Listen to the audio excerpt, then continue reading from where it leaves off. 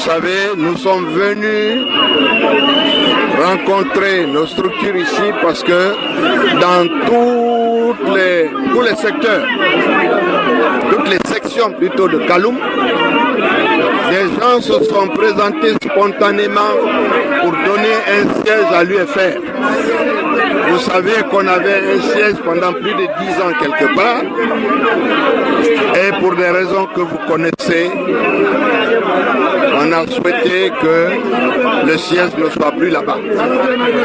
Les propriétaires des différentes sections de Conakry, pratiquement au nombre de 4, ont chacun proposé qu'on puisse utiliser leur concession pour mettre le siège de l'UFR.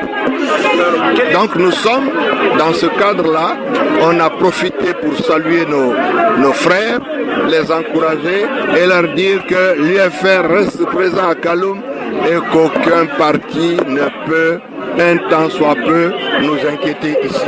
Ce n'est pas parce qu'on a accroché des foulards jaunes partout. Nous savons très bien quelle est la réalité de cette commune.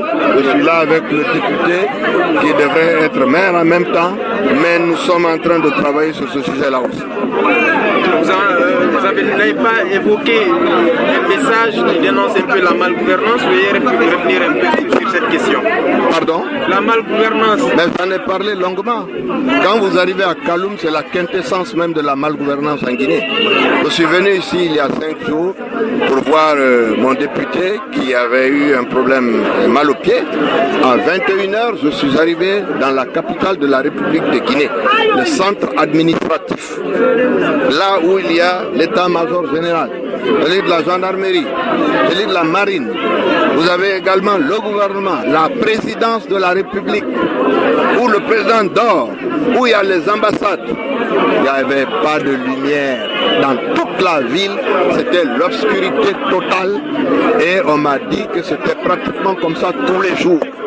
Quand vous recherchez la malgouvernance, comment voulez-vous encourager des gens à venir chez vous quand c'est le visage que vous présentez dans le centre-ville, c'est-à-dire là où il y a les institutions même.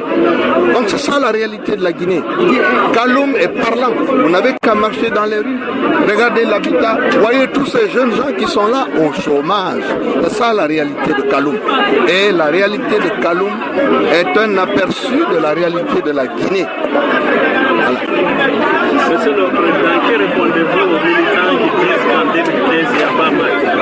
Mais nous disons, on ne leur répond pas, on leur dit oui, c'est cela notre slogan. En 2015, nous allons à l'alternance. Et Kaloum sera le fer de lance de cette alternance-là. Je leur ai dit que ce qui est arrivé aux élections législatives, on ne l'acceptera plus.